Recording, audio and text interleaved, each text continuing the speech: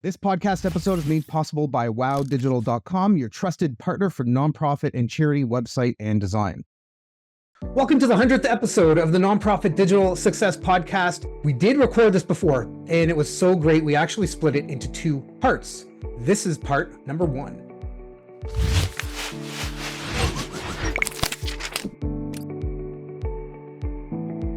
Welcome to the Nonprofit Digital Success Podcast. I'm your host, David, and in this very special episode, the 100th episode, we're going to be talking about all kinds of neat, interesting background things over here at Wow Digital in the podcast. I've got two key players with me here today from my team at Wow Digital, one of the top digital and web design companies dedicated to supporting nonprofits, NGOs, charities, and community-based organizations. I've got Daniel. He is the MVP behind the scenes, has been with Wow Digital for nearly 3 years, rising through the ranks to upper management. He coordinates an international team to achieve maximum digital impact for renowned nonprofits in Canada and the US. And I have AJ, and he's got over a decade of experience. AJ excels in digital production for online marketing, corporate events, and individual projects. Thank you both for joining on the episode today.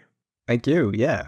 Thank you, David. That's a very flattering intro. Well, you both deserve it. You're doing awesome stuff here, not just on the podcast with the editing episode after episode and episode and our social and all kinds of other projects that we're doing as well. So I guess let's jump in. Daniel, what's your favorite part about the company culture that you think would be really great for other organizations to practice as well? Well, I'm really in love with the Wow Digital team. The company culture that we've, pretty much cultivated ever since I'm here has been an open communication between each team member. So that has come, a long way since we started just doing weekly check-ins throughout the week. We do 3 check-ins throughout the week just to check in pretty much our progress with our tasks are going well, that if we have any questions, that we're free to ask them. It's a gathering of the whole team. So that happens between people from marketing, people from the delivery team, sales, anything that is relevant for the team in that meeting is open to be communicated. Even if it's something for design, the marketing team can just kind of jump in and give their thoughts on what's happening that for something related to a project. So we're also very aware and celebratory of our wins. From time to time, we do like a business best and personal best. So we're kind of aware of what's happening between each team member. Some of us have been in physical competitions in whatever country they're in. Some of us have started swimming classes, things like that. So we're very celebratory of those achievements. And we're also always chatting on our Slack channel and, posting things there. So that's always fun. It's hard as a remote team to kind of come together and build a sense of community between everybody in the team and cultivate relationships and be, friends with each other. And, we have a newer member on our team, Levino. And what was it, like the first or second week? He was like, everybody come to my place. So everybody that's local, Yeah. you all got together on, what was it, a Friday night or Saturday night, right? It was a Friday night. The remote team here, some of us are in Argentina, so we gathered and it was a pretty fun experience, meeting everybody in person, just checking in, and can't wait to do it again. Yeah. Okay. So our team, we're working really well. We communicate. You mentioned that we use Slack. So we've got the internal comms that are kind of flowing all the time as a team. I go to the gym Monday, Wednesday, Friday in the morning. And then right after that, we get together at 10:30 every week to connect and talk and walk through pieces with our projects and get any insight that they need from me or from each other to be able to move to the next phase or figure out what is the next step that we need to actually do or troubleshoot or just share something, right? Like AI was huge, and we have a Slack channel called AI Insanity. And so we're doing stuff to continue learning as well and picking up new things. There's always some kind of new tool that we want to play with and experiment for ourselves, but also then go, okay, yeah, this is really cool. How can we apply this to our clients or for our clients or in some way that will help them as well? So I think really getting together and having conversations is really key. And having these human relationships and connections with each other makes us a stronger, more bonded team. Definitely. That's spot on. Okay, so that's internal. Let's talk about external. So clients that we want to work with. What are your favorite kind of clients and organizations that you really like working with? So my favorite kind of client would definitely be the one that is excited about their website and what it can be, that they understand, that their organization also needs to have a digital footprint. It's a digital word now. So, making sure that your message and your story is coming across in the digital space is definitely a key thing nowadays. So there are clients that, they can see that and they have that vision, what they can achieve online and how they can spread that message online. There are ones that, they need a bit more guidance, but the ones that understand that maybe are not as knowledgeable, and that's why they come to us. They understand it, that we're here to help, to guide them with our knowledge, with our experience, and they know that we have their best interest in mind as well. Of course, it's a trust exercise. Some clients go through different vendors, but I've seen it in the Wow Digital clients that they trust us and that they get the best they can after the whole project. Not only after the whole project, but throughout the process. It's a very fun experience because we have those weekly check-ins where it's a very, I don't know, candid or personal conversation as well with them, not just project, but we also do our bit of check-ins with them just to get familiarized with them. It's about creating that network or that connection with the client as well. So that also carries over a bit to the project and how efficient we are with it. Because the more we understand the client, the more open they are with us, the better experience or the best output we can give out to them. So that's my favorite kind of client, the ones that are open and understand the value of their website. I know I've spoken about this on a number of our episodes about the three main factors, the know, like, and trust factors, right? KLT. And we know that it takes 7 or 8 interactions with somebody before they know what can trust you, so that they would want to make a donation to you. In our case, that they would want to hire us and bring us into their team to help them evolve and do better things digitally. But we actually take that through the entire process, where it's not like, all right, we're going to onboard you and then everything is just hands off and we've got some web forms for you to fill out and then you don't hear from us forever and ever and ever. It's important to have, again, those relationships, those one-on-one conversations, check-ins, making sure that the work that we're doing is on point, that our clients really like it, and that we're getting the feedback and insight we need from the clients so that we can continue to take the project to the next level and go further and eventually launch the project with them. Are there any highlights with any clients that you want to mention that you're like, oh, we really loved working with these ones? Definitely. So recently we had a pretty good experience with a client called OGS. It's the Ontario Genealogical Society. It was a redesign project for them, and they were just such a kick-ass client, honestly, with the way that they just came into the calls. They were very open about their thoughts, their opinions, even though they were not, again, as knowledgeable in terms of the trends nowadays for websites. They made sure it's their website that they came clear with those questions, like, hey, is this okay? Or is this better? They had a lot of questions for us. Even if there were things that were outside the redesign project, they knew that we, I guess, proved that we're also very knowledgeable, very experienced, that they came to us with questions about other pieces like server related issues or things like that, where they just relied on our expertise to move forward. And yeah, just that, again, being that open with somebody, not holding back with any questions, just come in with your opinion, we'll discuss it, we'll talk about it. That just makes us move forward way better than if you were holding off on any questions or your opinions. Yeah, it's important that we have clear, really open, transparent communication with our clients, as well as within our own team, so we're all on the same page. If you're thinking of working with an agency, whether, ideally us, okay, so whoever's listening, hire us. But if you're going to hire somebody else, it's really important that you're totally open and honest with them about all the things. So what are those things that are keeping you up at night that make you lose sleep? Are you worried about your server going down? Are you worried about a campaign that you're about to run? Are you worried that your website doesn't actually work across devices? Meet with them. You're hiring them because they're experts. You're hiring us because we're the experts. But everybody needs to have that openness and kind of frank conversation with whoever it is that you're working with. Even if it's somebody in your own team that's dealing with your web properties. Hey, Daniel, this thing isn't working. Can we fix this? Oh, why is it not working? All that kind of stuff. And really kind of get into it on that side. And to your point, Daniel, clients that are really excited about it love feeding off of that energy. It really does change how we feel about the project as well, right? You can hire us and we'll do the work whether you're excited about the project or not. But when our clients are really excited about it and they see things really coming together and the new shift in direction, it's exciting for us too. Definitely. There's 3 key parts that I always come back to when thinking about projects, which is getting that redesign or just the mock-up of how it would look, how the homepage would look, seeing the client's face when they're excited about it, they can see the potential, they see the new face of the site. Then there's when it's actually built and you can actually navigate through the homepage and it's all redesigned. They always get excited about that. And then the third point is when they actually see their content in there, their images, their phrasing, and everything just linked together, they just get so excited. That's what always gets me riled up in a project. Just building up, working hard to see that reaction is definitely my favorite part throughout a project. That's awesome. Okay, so there's lots of smaller organizations that have been in touch with us over the years that you've been with us here. Some larger ones as well. We've got some national organizations that we work with. And some of these organizations are really super niched in something very, very specific. And that's good, right? Because then that'll help differentiate your organization from another one, right? Everybody's competing for donor dollars. So how do you stand out? What's your cause? As opposed to saying, all right, we're going to help everybody in everything. No, you need to pick something and kind of focus on that. So many of these organizations, they aim to build a team of like-minded individuals to achieve their own goals. But should nonprofits consider working with vendors instead of building their own team for their website or marketing efforts? I think for small organizations, it definitely makes sense to go with a vendor. It definitely can take countless hours just looking for the right fit for your organization, for somebody that can pretty much do what probably a team of a vendor or a digital marketing agency can do. With a vendor like us in Wild Digital, we don't have to reinvent the wheel or anything, right? We already have our proven process and the testimonials and everything to back up what we do. And we know that we have a great output. And you can check that and you can preview that. When looking for a team of individuals, it's harder to manage.